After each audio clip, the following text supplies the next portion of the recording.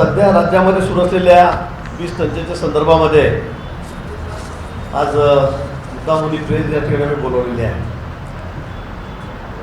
महाविकास आघाडी सरकार आल्यापासून थोडे गेल्या 2-2.5 वर्षापासून विजेच्या संदर्भामध्ये खूप मोठी समस्या या राज्यामध्ये निर्माण झालेली आहे. खरं म्हणजे आधी समस्या निर्माण करायची आणि त्यातून जनतेच्या डोळ्यात अश्रू आणायचे आणि ते पुसण्याचं काम करायचं. तर अशा पद्धतीने महाविकास आघाडी एक प्रकारे शेतकरी असतील, उद्योजक असतील, सर्वसामान्य माणूस असेल, यांचा छळण्याचं कामच त्या सरकारच्या माध्यमातून या ठिकाणी चाललेलं आहे. आणि सहानुभूती मग म्हणून त्यावर कोळशाकडे कधी बोट दाखवायचं, कधी केंद्र सरकारकडे बोट दाखवायचं आणि खोटी सहानुभूती मिळवायची, असा प्रकार केंद्र सरकारचा या ठिकाणी चाललेला आहे. परंतु आपण जर माहिती घेतली तर कोळशाभावी कुठल्याही वीज केंद्रात बंद नाही आहे. कोळशाचा पुरवठा किंवा जो स्टॉक आहे तो आजही पूर्ण क्षमतेने वीज केंद्र चालतील असाच त्या ठिकाणी आहे. पण तो ढिसाळ कारभार आणि नियोजनाचा अभाव, खरं म्हणजे आज कमाल मागणी विजेची आमच्याकडे असताना त्याच वेळी जवळपास 2000 मेगावॅटच्या क्षमतेने चालणारी वीज केंद्र ही बंद ठेवण्यात आलेली आहेत. त्याची देखभाल दुरुस्ती आज चाललेली आहे. खरं म्हणजे ती किमान मागणी असताना त्यावेळेलाच करायला पाहिजे होती.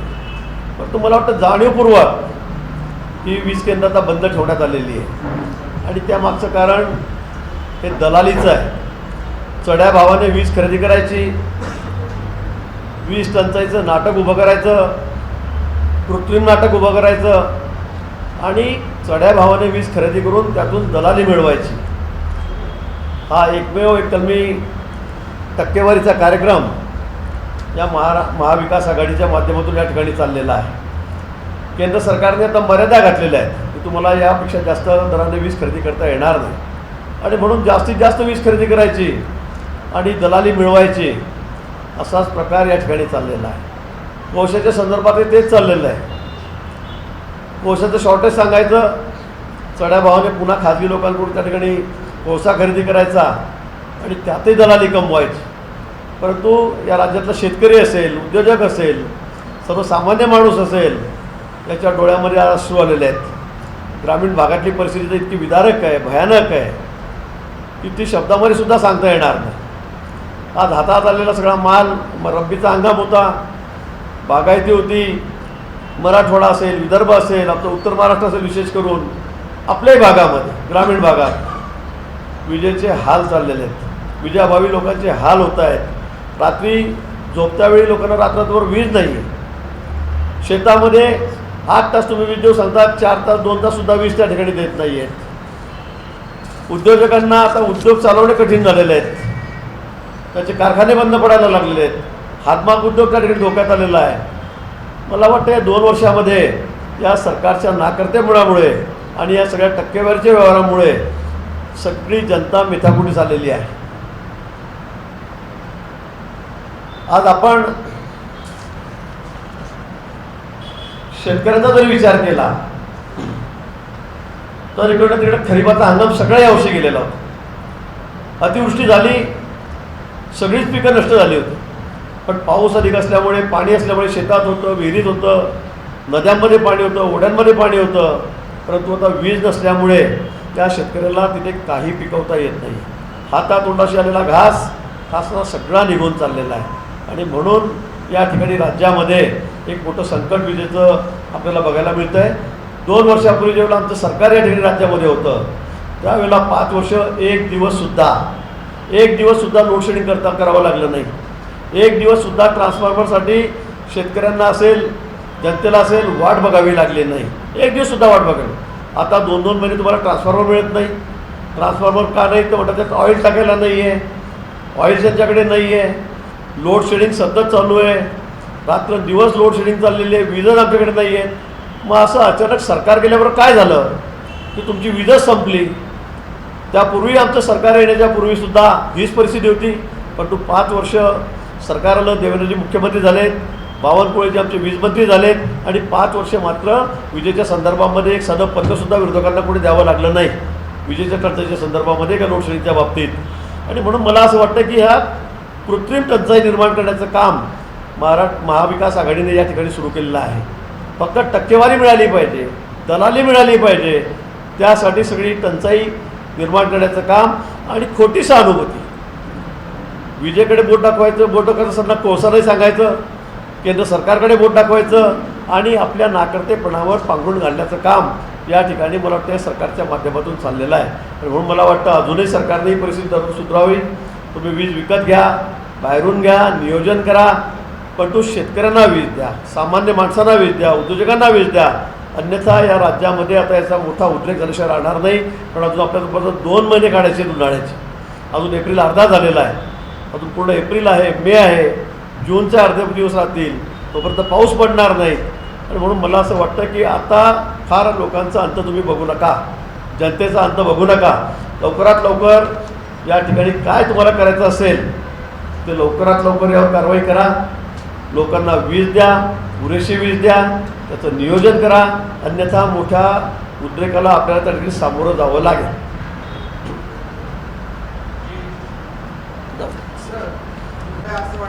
नाही, नुसतं नितीन राऊतच नाही, मला वाटतं पूर्ण सरकारच अकार्यक्षम आहे.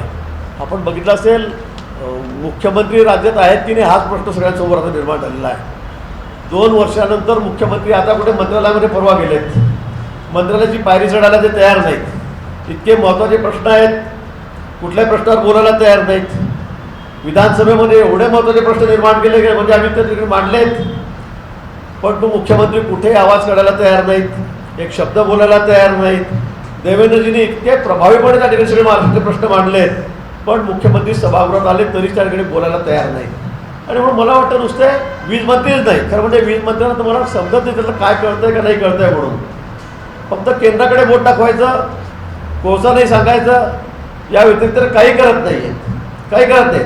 पण मी आपल्याला तेच सांगेल की गेल्या 5 वर्षामध्ये का परिस्थिती खराब झाली नव्हती, गेल्या 5 वर्षात लोडशेडिंग का नव्हतं आणि आताच काय झालं. परंतु नियोजनाचा अभाव आहे, ढिसाळ कारभार चाललेला आहे, टक्केवारीकडे सगळं सरकार अडकलेलं आहे आणि त्यामुळे या खात्याकडे बघायला काय पूर्ण राज्याकडे बघायला कुणाला वेळ नाही आहे. आणि म्हणून मला वाटतं ही परिस्थिती राज्यावर ओढवलेली आहे.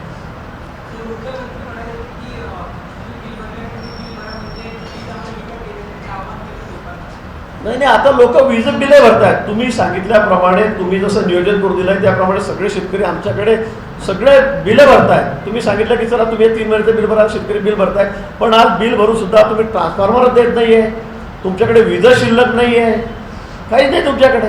आणि शेवटी हा प्रश्न शेतकऱ्याच्या जीवनमरणाचा आहे, सामान्य माणसाच्या उद्योगाच्या जीवनमरणाचा आहे. याकडे तुम्ही नुसतं बिलच द्या करून चालणार नाही. निश्चित बिल दिलं पाहिजे. तुम्ही जे नियमावली टाकलेली त्याप्रमाणे लोक बिलही भरतायत, पण तुम्ही काही तुमचा इतका ढिसाळ कारभार आहे आणि नियोजनाचा इतका अभाव आहे की तुम्ही लोकांना वीज देऊ शकत नाही आहे. 2000 मेगावॅट वीज निर्मिती केंद्र ही बंद पडलेली आहेत आणि काय सांगता तुम्ही त्याचं मेंटेनन्स चाललेलं आहे. मला वाटतं की ज्यावेळेला मेंटेनन्स करायचं त्यावेळेलाच ते केलं पाहिजे. आणि आता तुमच्याकडे इतकी मागणी असताना मार्च, एप्रिल, मे 3 महिने इतके महत्त्वाचे असताना तुम्ही त्या काळात जर त्याची देखभाल दुरुस्ती करत असाल आणि ते वीज केंद्र बंद ठेवत असाल तर त्यामुळे जवळजवळ 2-2.5 मेगावॅटचं शॉर्टेज त्या माध्यमातून या ठिकाणी निर्माण झालेलं आहे. आणि म्हणून मला असं वाटतं की मंत्री काही जरी म्हणत असले तरी ही कृत्रिम टंचाई आणि मुद्दामून चढ्या भावाने वीज खरेदी करायची, चढ्या भावाने कोळसा खरेदी करायचा आणि त्यात टक्केवारी कमवायची, यासाठी सगळा हा कार्यक्रम चाललेला आहे.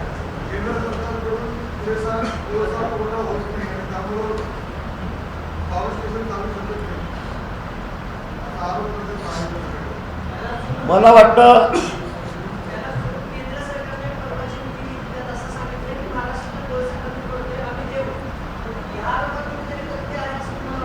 आज आपण जी वीज केंद्र आहेत जी कोळशावर चाललेली आहेत त्याची चौकशी करा. बरं, तुम्ही एखादं केंद्र असं दाखवा की त्या ठिकाणी कोळसा कमी असल्यामुळे का कोळसा नसल्यामुळे ती केंद्र बंद आहेत म्हणून. आज एक पुरेसा कोळसा त्या ठिकाणी आहे. असं कुठलंही केंद्र नाही आहे आज वीज निर्मिती केंद्र जे कोळशावर चालतं आणि कोळशाभावी बंद झालेलं आहे, असं कुठेही नाही आहे. कोळसा आहे, केंद्र सरकारने सांगितलं आहे की आम्ही तुम्हाला कोळशाचा सतत पुरवठा चालू ठेवतो, कंटिन्युएशनमध्ये आहे ते सर्व. परंतु उगाचच काहीतरी कारण दाखवायचं, लोकांची सहानुभूती मिळवायची, मी तर तुम्हाला सांगतो चॅलेंज आहे माझं. तुम्ही सांगा मला कोणता वीज निर्मिती केंद्र कोळशाभावी बंद आहे, मला सांगावं सरकारने, वीज मंत्र्यांनी सांगावं. परंतु काहीतरी खोट्या बातम्या पसरायच्या, जनतेची सहानुभूती मिळवायची की कोळसा केंद्र सरकार देत नाही म्हणून वीज आम्ही देऊ शकत नाही. मला वाटतं या म्हणण्यामध्ये कुठलंही तथ्य नाही आहे. तुम्ही ॲक्च्युअली त्याचं ऑडिट करा, तुम्ही स्वतः माहिती घ्या की किती केंद्र बंद आहेत कोळशाभावी, मला सांगावं. असं कुठेही कोळशाभावी वीज केंद्र बंद आहे असं मला वाटतं कुठेही या ठिकाणी दिसत नाही.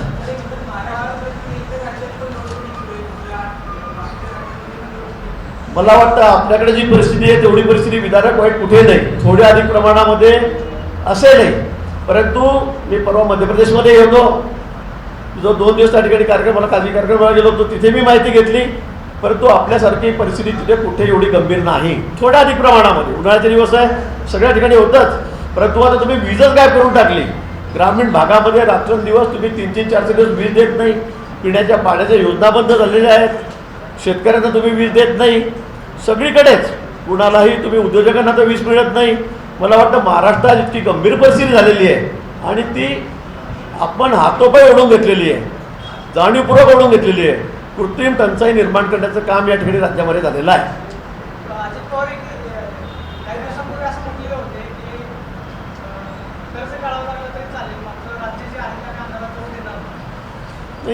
राज्यामध्ये महाविकास आघाडी 3 पक्षाची आहे. सुरुवातीपासून तुम्ही बघितलं असेल, जेव्हा सरकार आलं तेव्हा उद्धवजी सांगितलं आम्ही फुकट देऊ, ऊर्जा मंत्री सांगायचे आम्ही फुकट देणार नाही, दादा सांगायचे आम्ही कर्ज काढून देऊ. म्हणजे तिघांचेही तोंड 3 दिशेला आहेत. कोणाची भूमिका एकमुखी अशी नाही आहे. सगळ्यांच्या भूमिका या बाबतीमध्ये वेगवेगळ्या आहेत. म्हणजे लोकांना निवडणुकीपूर्वी, निवडणुकीच्या वेळी, निवडणूक झाल्यावर तुम्ही लोकांच्या तोंडाला पानं फुटायचं काम केलं ठरवलं. तुम्ही सांगितलं आम्ही मोफत वीज देऊ, तुम्हाला मुबलक खतं देऊ, तुम्हाला चांगलं बियाणं देऊ, बांधावर येऊन तुम्हाला मदत करू. परंतु त्यानंतर तर मुख्यमंत्री 2 वर्ष 2.5 वर्षांनी कुठे दिसलेच नाहीत. ते तर गायबच झाले. कुठे खतं, कुठे बियाणं, कुठे वीज, कुठे त्यांना शेतकऱ्यांना कर्जमाफी. अगदी फसव्या घोषणा यांनी केल्या, लोकांची शेतकऱ्याची फसवणूक केली. आता जनतेच्या हे लक्षात आलेलं आहे, शेतकऱ्यांच्याही लक्षात आलेलं आहे की आपली मोठी फसवणूक झालेली आहे. फक्त आपल्या खुर्चीसाठी, खुर्चीच्या आव्यासापोटी यांनी सरकार या ठिकाणी निर्माण केलं, मुख्यमंत्री झाले. परंतु महाराष्ट्राची वाट लावलेली आहे. आज जवळपास 3000 मेगावॅटचं शॉर्टेज आपल्याकडे चाललं. कमी अधिक प्रमाणामध्ये या आठवडाभरापर्यंत माहिती घेतली तर 2,500-3,000 मेगावॅटचं शॉर्टेज या ठिकाणी चाललेलं आहे. मला वाटतं अशीच परिस्थिती राहिली तर अजूनही पुढे अधिक शॉर्टेज मला वाटतं या ठिकाणी येईल आणि पूर्ण राज्य अंधारात जाईल की काय, अशीच परिस्थिती आहे. परंतु सरकारला अजूनही जाग येत नाही. कुठे नियोजन व्यवस्थितपणे या ठिकाणी होत नाही आहे. नियोजनाचा अभाव त्या ठिकाणी आहे. ढिसाळ कारभार चाललेला आहे. कोणाचंही कोणावर या ठिकाणी नियंत्रण नाही आहे. विशेष म्हणजे कोणावरही नियंत्रण नाही. तिन्ही नेत्यांची तोंड 3 दिशेला, 3 पक्षांच्या. त्यामुळे मला वाटतं ही परिस्थिती ओढावलेली आहे. नाही, आजच्या मागणीनुसार हे शॉर्टेज आहे. आजची जी मागणी आहे विजेची त्यांना अनुसरून मला वाटतं शॉर्टेज चाललेलं आहे आणि त्यामुळे सरकार ही वीज देऊ शकत नाही लोकांना. खरं म्हणजे उन्हाळ्यामध्ये जास्त वीज लागतेच, हे खरं आहे. कारण एअर कंडिशन चालतात, शेतकऱ्यांना पाणी द्यावं लागतं, शेताला पंप चालतात. परंतु याचं नियोजन झालं पाहिजे. ते नियोजन यांनी अजिबात केलं नाही आणि त्यामुळे ही परिस्थिती या 1-2 वर्षापासून सुरू झालेली आहे. आणि म्हणून मी सांगितलं की मागच्या 5 वर्षामध्ये असं एक दिवस आढळतो आपल्याला की कुणाला समोर काँग्रेस राष्ट्रवादी त्यांना मोर्चा काढावा लागला, कुठे त्या ठिकाणी निवेदन द्यावं लागलं, असं कधी झालं नाही. भरून काढला पाहिजे. तुम्ही मागच्या एक झालं. दुसरं एप्रिल 2017 मध्ये तुमच्या काळातील 4,000 मेगावॅटचं शॉर्टेज होतं आणि 12 नियमन झालं. त्यानंतर ऑक्टोबर 2017 मध्ये सुद्धा पावसाळा झाल्यानंतर 12 नियमन झालं. 12 नियमन तुमच्या काळात झालं नव्हतं असं नाही झालं. म्हणजे शॉर्टेज कसं भरून काढलं आता थोडंसं नाही. त्या बाबतीमध्ये खरं म्हणजे सरकारने अधिकाऱ्यांना विश्वासात घेतलं पाहिजे. म्हणजे मी काही त्यातला तज्ज्ञ नाही आहे किंवा ते खातं माझ्याकडे मी एका मिनिटासाठी तुम्हाला सांगेल की असं केलं तर असं होईल, तसं केलं तर तसं होईल, असं नाही आहे. पण मी आपल्याला सांगितलं की जवळपास 2,000 मेगावॅट जे वीज निर्मिती केंद्र आमचे आहेत ते आता बंद पडलेले आहेत. बंद का पडलेत? कारण काय सांगितलं परवा, तर त्याचं मेंटेनन्स चाललेलं आहे. खरं म्हणजे अशा काळामध्ये की ज्यावेळेला कमाल मागणी विजेची या 6 महिन्यामध्ये येते, मेमध्ये, एप्रिलमध्ये, अशा काळामध्ये ती बंद पडता कामात नव्हती. परंतु त्याचं मेंटेनन्स आता चाललेलं आहे. मुळात तुम्ही म्हणजे नाही का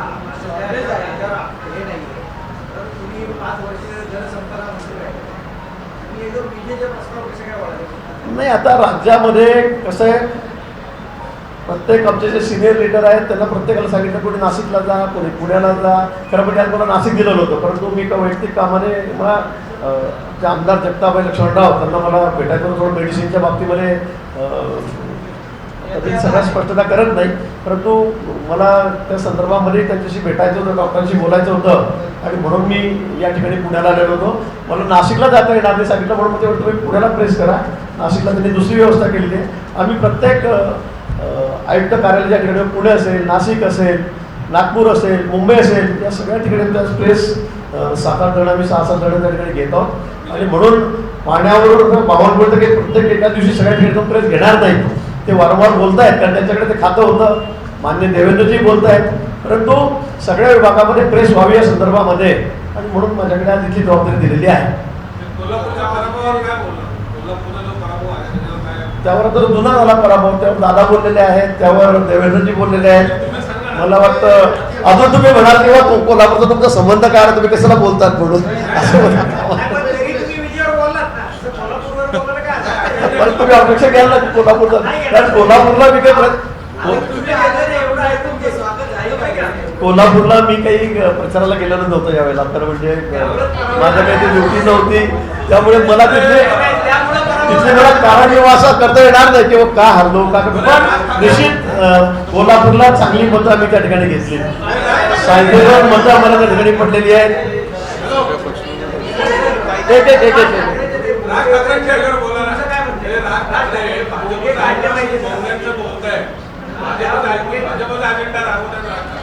नाही, प्रत्येक तो त्यांचा पक्ष आहे, त्यांची भूमिका आहे, ती वेगवेगळी आहे. आमची भूमिका ही आम्ही वेळोवेळी स्पष्ट केली आहे. मान्य देवेंद्रजी आहेत, चंद्रकांत आहेत, 4 पर्व त्यांनी आमची भूमिका मांडलेली आहे. आमची भूमिका त्या बाबतीमध्ये ती स्पष्ट केलेली आहे. आणि भोंग्याच्या बाबतीमध्ये मला वाटतं सर्वोच्च न्यायालयाने 2005 सालीच निर्णय दिलेला आहे. त्या बाबतीमध्ये काही वेगळी भूमिका कोणाची असता कामाने मला वाटतं सर्वोच्च न्यायालयाने ती केलेली आहे. आणि आमच्या पक्षाची भूमिका ही आमची आहे. राज ठाकरे आज काय भूमिका मांडतायत, काय नाही आहे ते मांडतायत. आमची भूमिका स्पष्ट आहे. देवेंद्रजींनी, चंद्रकांतरांनी कालही परवाही ही भूमिका मांडलेली आहे आणि त्यापेक्षा वेगळी आमची भूमिका नाही.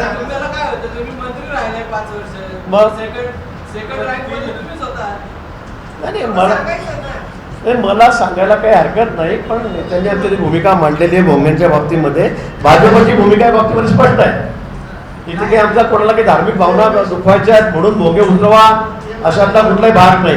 पण निश्चित यामागे जे कारण आहे ते थोडं सामाजिक कारण आहे आणि लोकांच्या दृष्टीने, ज्यामुळे सकाळ झाली की लोकांना त्रास, दुपार झाली की त्रास, संध्याकाळ झाली की त्रास, हा जो एक सगळ्या समाजात वेगळा सूर उठतोय. आणि राज ठाकरेंनी तेच सांगितलेलं की तो धार्मिक कोणाच्या भावना त्यांना दुखायचा नाही आहे. परंतु निश्चित सामाजिक यामागचं जे कारण आहे ते असंच आहे की कोणी भोंगे लावायचे आणि आवाज करत बसायचा, आणि म्हणून त्या संदर्भात त्यांनी सांगितलं की मग मंदिरावरही भोंगे लावा. ते आता स्पष्ट सांगतायत. त्यांनी त्याच्यावर भूमिका घेतली. आमची भूमिका ही या बाबतीमध्ये स्पष्ट आहे. माननीय सर्वोच्च न्यायालयामध्ये यामध्ये जी भूमिका घेतली तीच आमची भूमिका आहे. तीच आमची भूमिका आहे. 2005 साली सुप्रीम कोर्टाने सांगितलं की प्रदूषण होता कामा नये, डेन्सिटी तिथे असली पाहिजे, किती आवाज असला पाहिजे. आणि खरं आहे, हे नुसतं त्या बाबतीतच नाही तर डीजेच्या बाबतीत असेल, बँडच्या बाबतीत असेल, भोंग्यांच्या बाबतीत असेल, ही एकदा आचारसंहिता ठरली पाहिजे. आणि मला वाटतं आज गृहमंत्री आणि मुख्यमंत्री यांची मिटिंग झालेली आहे, ते भेटलेले आहेत आणि 2 दिवसामध्ये त्यांनी सांगितलं आम्ही आमची भूमिका मांडू, या बाबतीमध्ये निर्णय देऊ. त्यांचे निर्णय आल्यावर आम्ही बोलू. साहेब 2005चा निर्णय म्हणताय, आता जो आपण जरा सत्तेत नाही, 5 वर्ष तुम्ही सत्तेत होता, त्यावेळेस लोकांना त्या भोंग्याचा त्रास होत नव्हता असं वगैरे तुमच्या मनाला वाटतं होत नव्हता असं त्रास होता ना, कोण नाही म्हटलं. मग आपण काय अंमलबजावणी करण्यात नाही. मग मला असं वाटतं की ती भूमिका आमचीच आहे. आता राज ठाकरे साहेबांनी भूमिका घेतलेली आहे, बघू सरकार काय करतं. राज ठाकरे 5 तारखेला अयोध्या दौऱ्यावरती जात आहे. तिथं भाजपचं सरकार आहे, योगी सरकार त्यांचं स्वागत करणार आहे. रेड कार्पेट सुद्धा राज ठाकरेंसाठी तिथं योगी सरकार टाकणार. आणि आता राज ठाकरेंवरती आरोप केला जातो की राज ठाकरेंची मनसे जी आहे ती भाजपची सीट आहे. नाही, राज ठाकरे साहेब वैद्यजर त्यांचं स्वागतच आहे आणि कोणी गेलं तर त्यांचं स्वागतच आहे. उद्या शिवसेनेचे उद्धवजी जरी गेले तर त्यांना मी त्या ठिकाणी त्यांचं स्वागत करू. आमचं सरकार त्यांचं स्वागत करेल, त्यांनाही सुरक्षा देईल. त्या बाबतीत पुढे दुजाभाव केला जाणार नाही. केंद्र सरकारकडून सुद्धा सुरक्षा दिली जाण्याची शक्यता आहे.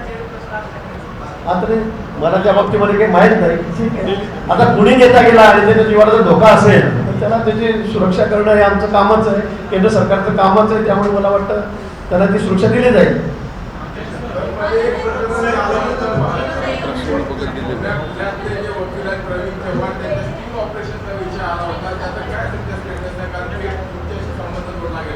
हो, प्रवीण चव्हाण यांचं जे स्टिंग ऑपरेशन एक मिनिट एवढं. प्रवीण चव्हाण जे स्पेशल पोलीस प्रॉसिक्युटर होते, विशेष सरकारी वकील, त्यांचं काय ते क्लिप वगैरे मी त्यावेळेलाच बघितली, आपल्याला दाखवली. त्यावेळेला माझ्या लक्षात आलं नाही की असं काही झालेलं आहे म्हणून. मला काही त्याची कल्पना नव्हती खरं म्हणजे. पण खरं अतिशय गंभीर प्रकरण होतं. कारण ते पिक्चर टाईपमध्ये सगळं ते बोलतायत, सगळं प्लॅनिंग करतायत. कोणाला कसं फसवायचं, कोणाला ट्रकमध्ये टाकायचं, कोणाला मोकामध्ये टाकायचं, मीच कशी आहे फॅट लिहितोय. देवेंद्र फडणवीसांना फसवलं की अनिल देशमुखांचा मुलगा तिकडे निवडून येतो, मग देवेंद्र फडणवीसांना जेलमध्ये टाका. गिरीश महाजन ते संपले म्हणजे भाजप संपली. हे सगळं आपण बघितलेलं आहे. आणि त्या संदर्भामध्ये देवेंद्रजींनी विधानसभेमध्ये सुद्धा तो पेन ड्राईव्ह त्या ठिकाणी ठेवला. तो सगळ्यांनी आपण बघितला, आपल्या चॅनलच्या माध्यमातून तो जनतेसमोर आला. आणि म्हणून या सगळ्या प्रकरणाची चौकशी CBIच्या माध्यमातून व्हावी अशी आमची मागणी होती. आणि प्रकरण अतिशय गंभीर आहे. म्हणजे सरकारी पक्षाचा एखादा माणूस, म्हणजे सरकारचा माणूस हा सरकारी पक्षातल्या सगळ्या नेत्यांची नावं त्या ठिकाणी घेतोय. DCP पासून CP पासून सगळ्या लोकांची नावं घेतोय. काही चित्रीकरणामध्ये DCP, पोलीस अधिकारी, आयोग हे त्याच्या समोर बसलेले आहेत आणि ते सगळे बोलतायत रेड कशी करायची, जेवायचं कुठे, राहायचं कुठे, मग तुमची व्यवस्था कोण कसं करेल, खर्च कसे पैसे देतील हॉटेलचे, व्हेज खाणार का नॉनव्हेज खाणार, म्हणजे सगळ्या गोष्टींचं प्लॅनिंग विशेष सरकारी वकील करतायत. ही बाब तर अतिशय गंभीर होती. आणि त्याचबरोबर ते मंत्र्यांशी बोलतायत, ते त्याच्यामध्ये त्यांनी स्पीकरवर फोन लावला असल्यामुळे तेही लक्षात आलं आपल्या. मोठ्या सर्वोच्च नेत्यांचे सर्व जे मोठे नेते आहेत राज्यातले त्यांचा नामोल्लेख होता, त्यांनी 25 वेळा त्याच्यामध्ये केलेला आहे. आणि म्हणून हे प्रकरण अतिशय गंभीर आहे. आणि म्हणून आम्ही म्हटलं की सरकारचंच कटकारस्थान याच्यामध्ये आहे.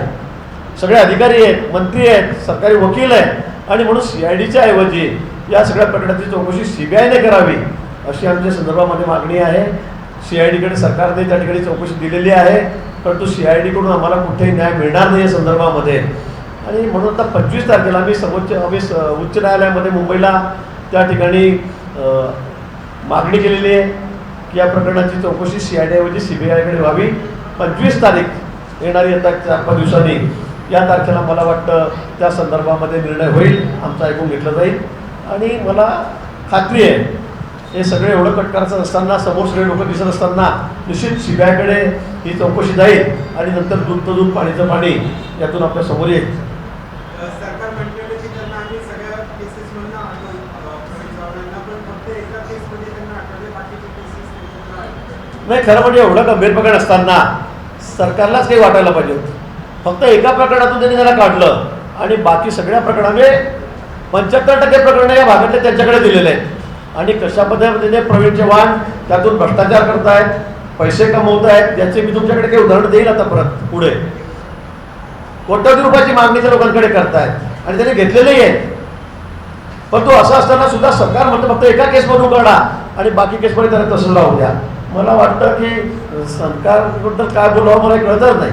कारण सरकारचा एजंट म्हणूनच प्रवीण चव्हाण त्या ठिकाणी काम करतोय. हे सरकार कसं पाडता येईल, या सरकारमधले जे प्रमुख लोक आहेत 4-5 त्यांना कसं घरी पाठवता येईल, जेलमध्ये पाठवता येईल, ही सगळी व्यवस्था करताना आणि हे वारंवार बोलताना प्रवीण चव्हाण त्या ठिकाणी दिसत आहेत. म्हणजे देवेंद्रच्या बाबतीमध्ये सुद्धा ते म्हणाले एकदा याला बाजूला जेलमध्ये टाकलं की अनिल देशमुखांचा मुलगा आपोआप त्या ठिकाणी निवडून येतो, मग त्याला कुठलाही अडथळा राहत नाही. हे स्पष्ट त्यात म्हटलेलं आहे. म्हणजे सगळ्या नेत्यांना कसं जेलमध्ये टाकायचं, माझ्याबद्दल तर ड्रगमध्ये टाकून द्या. त्याला ड्रग असलंच पाहिजे असं कुठे आरोप करायचा. 2 लोक त्यातून फोडा, त्यांना माफीची साक्षर करा आणि सांगा गिरीश महाजनांना तिथे कॉलेजमध्ये त्या महाविद्यालयात 15-20 हजार विद्यार्थी आहे, एका काय म्हणतात त्याला ग्रॅमला ते 4-5 लाख रुपये मिळतात आणि त्यातून त्यांना कोट्यवधी रुपये कमवायचे होते. मग तो समोरचा मिळतो, पण असं कसं काय म्हणजे एवढा खोटा आरोप, म्हणजे खोटाला काय लागतं म्हणे, आपल्याला पण ड्रग दाखवायचा आहे, फक्त आरोप करायचा आहे, लिहून टाका म्हणजे स्टेटमेंट लिहून टाका. मोकामध्ये जातील, 2 वर्ष चौकशी झाले तोपर्यंत आतमध्ये सडेल, म्हणजे असं स्टेटमेंट पूर्ण त्या चव्हाणचं त्यामध्ये. मला वाटतं यापेक्षा गंभीर काहीच असू शकत नाही. हा कागदोपत्री पुरावा नाही तर हा ती फेस टू फेस पुरावा आहे, हा सगळा लाईव्ह पुरावा आहे. आणि म्हणून मला वाटतं चव्हाणाकडून तर त्यांना निलंबितच केलं पाहिजे होतं. परंतु सरकार इतके डावलेलं आहे, ते सरकारचे इतके लागून चालू करतात, म्हणजे त्यांचे एजंट म्हणूनच काम करतायत आणि म्हणून सरकारने बाकी केस म्हणून त्यांना काढलेलं नाही. पण निश्चित सीबीआयची चौकशी ज्यावेळेला होईल, सीबीआयची चौकशी ज्यावेळेला होईल त्यावेळेला हे सगळं स्पष्ट होईल आणि नंतर मग मला वाटतं की चव्हाणांना तर जेलमध्ये जावं लागेल आणि त्याबरोबर ज्या अधिकाऱ्यांनी कटकारस्थान केलेलं आहे, ज्यांचे आवाज आहेत, जे समोर चित्रीकरणामध्ये दिसत आहेत, त्यांच्यावर 30 पाळी येणार आहे. हो, न्यायालयामध्ये मी गेलो, ते 2 तारखा झाल्यात. आता सुट्टी होती म्हणून ते थोडंसं राहिलं आणि 25 तारीख आम्हाला दिलेली आहे. मला वाटतं त्या संदर्भामध्ये तो निर्णय होईल. ठीक आहे. शेवटचा प्रश्न आहे, शेवटचा प्रश्न. हे किरीटचं पक्षाकडे असं कुठेही नाही, पक्षाला दिले का कोणी त्यांनी ठेवले म्हणून. किरीट सोमय्या वारंवार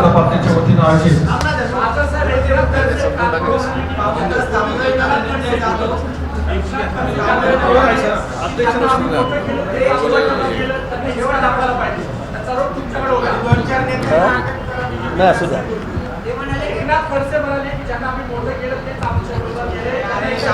आता मला एक मिनिट, मला 6 टर्म झाले निवडून येऊन. एकनाथ खडसे 6 टर्मचेच आहेत. मी मोठा केला. आता खडसेंना म्हणा तुम्ही आम्हाला मोठं केलं का पक्षांनी तुम्हाला मोठं केलं. खडसे पक्षापासून वेगळे झाले. त्यांच्या मतदारसंघातली स्वतः राहत असलेली 7 लोकांची ग्रामपंचायत सुद्धा ते निवडून आणू शकत नाही. त्यांच्या मतदारसंघातली मुक्ताईनगर नगरपालिका आहे, तिथे सुद्धा भाजपचा अध्यक्ष आहे. परवा बोधवडला निवडणूक झाली, त्या ठिकाणी सुद्धा ते हारले. त्यांची मुलगी विधानसभेला उभी राहिली, ती सुद्धा पडली. मग मला एक सांगा, एवढी मोठमोठी पदे तुमची लायकी नसताना मी तुम्हाला दिली ना. आता तुम्ही पक्ष सोडून गेला, एखाद्या ठिकाणी बोंब पाडा, निवडून या आणि मग सांगा मी मोठं केलं. मला वाटतं स्वतःच्याच पाठ स्वतःच्या आपल्या ठोकून घ्यायची आणि काहीतरी वायफाय आधी सांगितलेलं आहे की त्यांचं थोडं संतुलन बिघडलेलं आहे. तर तब्येत आपण बघताय, ते माशा गिशा चावून घेत आहेत, त्याचे परिणाम काहीतरी उलटा व्हायला लागलेला आहे सध्या. तो एक परिणाम त्यांच्यावर आहे. खूप सारे आजार त्यांना आहेत आणि म्हणून मला वाटतं की ते, आणि खरं म्हणजे एकदम सीएमच्या रेसमध्ये मी स्वतःच भडून घेणारा माणूस आता एकदम ग्रामपंचायतमध्ये सुद्धा शिल्लक राहत नाही. त्यामुळे अशी मनस्थिती होणं हे स्वाभाविक आहे. त्यामुळे मला त्याच्याबद्दल काही बोलायचं नाही. परवा इथे जळगावच्या सभेमध्ये शरदरावजी बसलेले होते आणि सल्ला देत होते की 4-5 लोकांना जेलमध्ये टाकून टाका, त्यांना सोडून टाका. म्हणजे असा एखादा विक्षिप्त माणूस बोलू शकतो. मला वाटतं एवढा मोठा स्वतःला समजणारा मुख्यमंत्री रेसमधला माणूस अशा एवढ्या मोठ्या व्यासपीठावरून एवढी शेळकी भाषा आणि एवढे खालच्या लेवलची भाषा की मी त्या ठिकाणी सांगू शकत नाही, ती बोलू शकत नाही. मी ते सांगतोय की 6 वेळेला त्याच्यापेक्षा 10 पट जास्त मतांनी मी निवडून येतो. पण आपण काय बोलतोय, तिथले स्थानिक आमदार चंद्रकांत पाटील त्यांच्याबद्दल तरी इतकं घाण बोलतात की हे कोणी बोलू शकत नाही. आणि म्हणून मला असं वाटतं की त्यांचं मानसिक संतुलनच बिघडलेलं आहे. मला त्यांच्याबद्दल काही टीका टिप्पणी करायची नाही, कारण त्यांना मी जेवढा ओळखतो त्यांना कोणी ओळखत नाही. 25 वर्ष मी त्यांच्यासोबत राहिलेलो आहे. पण तो मला त्यांच्याबद्दल काही बोलायचं नाही आहे, कुठल्याही शेळकी भाषेत मला स्टेटमेंट करायचं नाही आहे. परंतु मला वाटतं एखाद्या माणसाचं मानसिक संतुलन बिघडल्यावर आपण त्यांना पुन्हा डिचवायचं, अजून त्यांचं संतुलन खराब होईल. मला त्यांची काळजी आहे, एकेकाळी मी सोबत होतो आणि म्हणून मी काही त्याच्यावर जास्त बोलणार नाही. धन्यवाद. एबीपी माझा, उघडा डोळे बघा नीट.